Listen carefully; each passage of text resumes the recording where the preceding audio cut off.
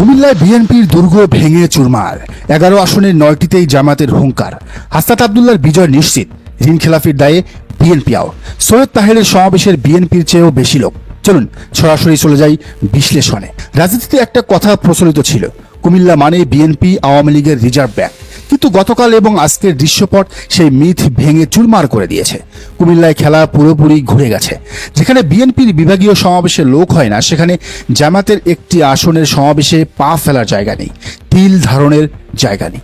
ইতিপূর্বে কুমিল্লাতে বিএনপি লীগের জনসমর্থন তুলনামূলক বেশি থাকলেও বর্তমানে জামাতে ইসলামীর যে গণজাগরণ তৈরি হয়েছে তা অবিশ্বাস্য। আজকের এই মেগা শোতে আমরা অপারেশন চালাবো কুমিল্লার 11টি আসনের উপর। জামাত 9টি, হাসনাত আব্দুল্লাহ 1টি এবং খেলাফত মজলিস 1টি।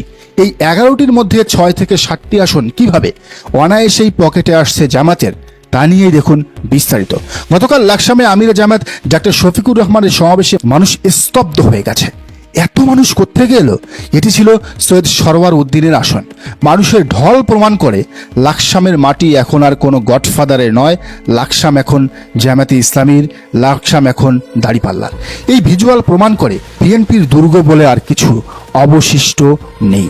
কুমিল্লার রাজনীতির অন্যতম হেভিওয়েট নেতা সৈয়দ আব্দুল্লাহ মোহাম্মদ তাহের, তিনি ছিলেন জামাতের সাবেক এমপি। মাঠের রিপোর্ট বলছে তিনি অলরেডি জিতে গেছেন। কেন? আজ তার একটি মাত্র আসনের সমাবেশে যে পরিমাণ লোক সমাগম হয়েছে তা বিএনপির পুরো কুমিল্লা জেলা সমাবেশের চেয়েও বেশি। চিন্তা করুন, একটি আসনের লোক সমাগম যখন বিভাগের লোক সমাগমকে ছাড়িয়ে যায়, তখন ভোটের রেজাল্ট কি হতে পারে তা বুঝতে বাকি থাকে না। আরেকটি নিশ্চিত আসন, সাবেক ছাত্রনেতা, ছাত্র শিবিরের সাবেক সভাপতি ইয়াসিন আরাফাত, কুমিল্লা 10। কুমিল্লা সদর বা তার নির্বাচনী এলাকায় তার জনপ্রিয়তা এখন তুঙ্গে। বিশেষ করে 24-এর বিপ্লবের পর তরুণরা তাকে অন্ধের মতো বিশ্বাস করছে। বিএনপির এখানে সাংগঠনিক কাঠামো দুর্বল হয়ে পড়েছে ইয়াসিন আরাফাতের পার্সোনালিটির কাছে। এই দুটি আসন অর্থাৎ তাহের এবং ইয়াসিন জামাতের শিওর শট ভিক্টরি। 11টি আসনের মধ্যে একটি আসন ছেড়ে দেওয়া হয়েছে বৈষম্য বিরোধী ছাত্র আন্দোলনের অন্যতম মুখ হাসনাত আব্দুল্লাহকে। এখানে একটি নাটকীয় ঘটনা ঘটেছে। হাসনাতের প্রধান প্রতিদ্বন্দ্বী বিএনপির প্রার্থীর মনোনয়ন বাতিল হয়ে গেছে ঋণ খেলাফির দায়ে। ফলে হাসনাত আব্দুল্লাহর জন্য মাঠ এখন পুরোপুরি ফাঁকা। তিনি যে জিতে আসবেন এটা এখন প্রমাণিত সত্য। আরেকটি আসন ছাড়া হয়েছে খেলাফত মজলিসের সুলাইমান খানকে। সত্য বলতে এখানে তার জিতে আসার সম্ভাবনা কিছুটা কম। জামাত এখানে ছাড় দিয়েছে জোটের খাতিরে, কিন্তু সুলাইমান খানের ব্যক্তিগত ভোট ব্যাংক এবং সাংগঠনিক শক্তি এখানে প্রতিপক্ষকে ঘায়েল করার মতো নয়। এই আসনটি হয়তো হাতছাড়া হতে পারে। গতকাল লাকসামে যা হয়েছে তা ইতিহাস। জামাতের সৈয়দ সরওয়ার উদ্দিন এখানে বিএনপির ভিত নাড়িয়ে দিয়েছেন। আমিরে জামাতের উপস্থিতি লাকসামের মানুষকে উজ্জীবিত করেছে।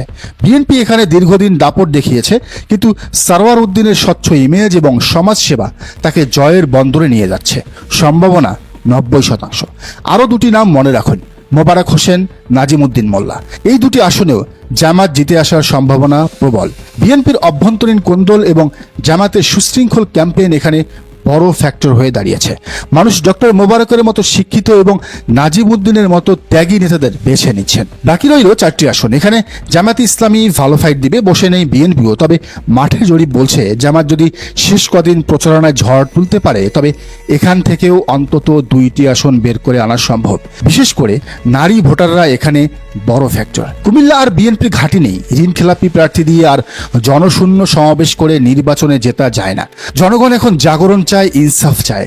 আর সেই ইনসাফের পতাকাবাহী হিসেবে তারা জামাত এবং হাসনাত আব্দুল্লাহদের বেছে নিয়েছে। 12 ফেব্রুয়ারি কুমিল্লার ফলাফল পুরো বাংলাদেশকে হয়তো চমকে দেবে। তবে চমক আরও একটি আছে। হয়তো এটা শোনার পর কুমিল্লার মানুষের আনন্দের বাঁধ ভাঙবে। জোর গুঞ্জন উঠেছে, জামাত জোট ক্ষমতা এলে কুমিল্লা এবার ডাবল বোনাস পেতে যাচ্ছে। একজন নয়, দুজন মন্ত্রী পেতে যাচ্ছে কুমিল্লায়, এবং কুমিল্লা বিভাগও হতে যাচ্ছে। এটাই জামাত আমিরের ঘোষণা। একজন অভিজ্ঞতার পাহাড় আর আরেকজন বিপ্লবীদের আইকন। নাম দুটি হলো সৈয়দ আব্দুল্লাহ মোহাম্মদ তাহের এবং হাসনাত আব্দুল্লাহ। রাজনীতির অন্তর্মহলের খবর, এই দুই নেতাকে দিয়ে নতুন সরকারে এক বড় চমক রাখা হচ্ছে। তাহের সামলাবেন বিশ্ব আর হাসনাত সামলাবেন দেশের যুব সমাজ। এ পর্বে আমরা শ্যাডো ক্যাবিনেটের ব্লু প্রিন্ট বিশ্লেষণ করব। কেন কুমিল্লা থেকে দুজন? কারণ কুমিল্লা এই আন্দোলনে এবং নির্বাচনে গেম চেঞ্জার। আর এই দুই নেতার যোগ্যতা নিয়ে কারো কোনো প্রশ্ন নেই। জামাত প্রমাণ করতে চায় তারা যোগ্যতাকেই প্রাধান্য দেয়। তাহেরের প্রজ্ঞা আর হাসনাতের এনার্জি, এই কম্বিনেশন সরকারের গতি বাড়িয়ে দেবে। গুঞ্জন শোনা যাচ্ছে সৈয়দ আবদুল্লাহ মোহাম্মদ তাহের হতে যাচ্ছেন বাংলাদেশের পরবর্তী পররাষ্ট্রমন্ত্রী। কেন তাকে এই গুরুদায়িত্ব দেওয়া হচ্ছে? এক, তার শিক্ষাগত যোগ্যতা এবং আন্তর্জাতিক সম্পর্ক জ্ঞান। বিগত দিনে আমরা দেখেছি তিনি বিভিন্ন দেশের অ্যাম্বাসেডরদের সাথে জামাতের হয়ে লিয়াজো মেনটেন করেছেন। তার স্মার্টনেস এবং কূটনৈতিক ভাষা জ্ঞান তাকে এই পদের জন্য পারফেক্টলি ফিট করে তুলেছে।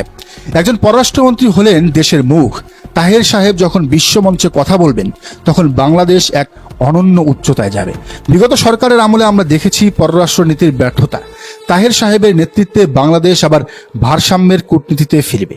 কুমিল্লার মানুষ গর্ব করে বলতে পারবে, আমাদের নেতা বিশ্ব সামলায়। এবার আসি দ্বিতীয় চমকে। তরুণদের হার্টথ্রব হাসনাত আবদুল্লাহকে দেওয়া হতে পারে যুব ও ক্রীড়া মন্ত্রণালয়ের উপমন্ত্রীর দায়িত্ব। এটা শুধু একটি পদ নয়, এটা তারুণ্যের স্বীকৃতি। হাসনাত 24-এর বিপ্লবের নায়ক। যুবকরা তাকে নিজেদের প্রতিনিধি মনে করে। তাকে এই মন্ত্রণালয়ে বসানো মানে ক্রীড়াঙ্গনের জলাঞ্জল সাফ করা। বিসিবি এবং বাফুফেতে আর কোনো মাফিয়া থাকবে না। তিনি যেমন রাজপথে আপোষহীন, মন্ত্রণালয়েও তেমন অ্যাকশনে থাকবেন। যুব সমাজকে মাদক থেকে খেলার মাঠে ফেরাতে হাসনাতের কোনো বিকল্প নেই। চিন্তা করুন, যখন পররাষ্ট্রমন্ত্রী এবং ক্রীড়া উপমন্ত্রী দুজনেই কুমিল্লার সন্তান হবেন, তখন কুমিল্লার উন্নয়নের গতি কে ঠেকাবে? কুমিল্লায় বিমানবন্দর চালু করা, কুমিল্লাকে বিভাগ ঘোষণা করা, এসব দাবি পূরণ এখন সময়ের ব্যাপার মাত্র। তাহের সাহেব আন্তর্জাতিক ফান্ড আনবেন আর হাসনাত সাহেব যুবকদের কাজে লাগাবেন। বিশ্লেষকরা বলছেন এই সমীকরণে কুমিল্লা হয়ে উঠবে বাংলাদেশের দ্বিতীয় রাজনৈতিক রাজধানী। উন্নয়ন আর ক্ষমতায়নে কুমিল্লা ঢাকাকেও টেক্কা দেবে। জামায়াত জোটের এই সিদ্ধান্ত কুমিল্লার মাটিকে সত্যিই ধন্য করেছে। আজকের এই মেগা বিশ্লেষণের শেষ প্রান্তে আমরা। এই খবরটি যদিও এখনো জোর গুঞ্জন, কিন্তু রাজনীতিতে কথায় আছে, যা রটে তার কিছুটা তো ঘটে। এই খবর ছড়িয়ে পড়ার পর কুমিল্লার ভোটারদের মধ্যে বিদ্যুৎ গতিতে উৎসাহ বাড়ছে। তারা দেখছে দাঁড়িপাল্লায় বা জোটের মার্কায় ভোট দেওয়া মানে শুধু এমপি বানানো নয়, মন্ত্রীও বানানো। এই গুঞ্জন যদি সত্যি হয়, তবে বাংলাদেশ পাবে এক ডাইনামিক ক্যাবিনেট। এক পাশে তাহেরের অভিজ্ঞতা, অন্য পাশে হাসনাতের তারুণ্য।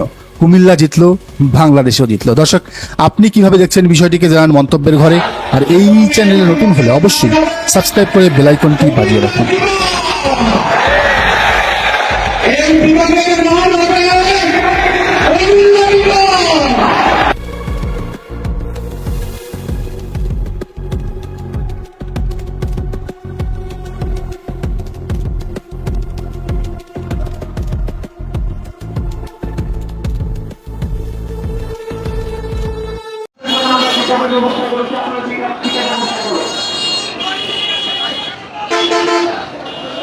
যারা অংশগ্রহণ করে আছেন সবার দৃষ্টি আকর্ষণ করছি, আপনারা সবাই আসেন কেন?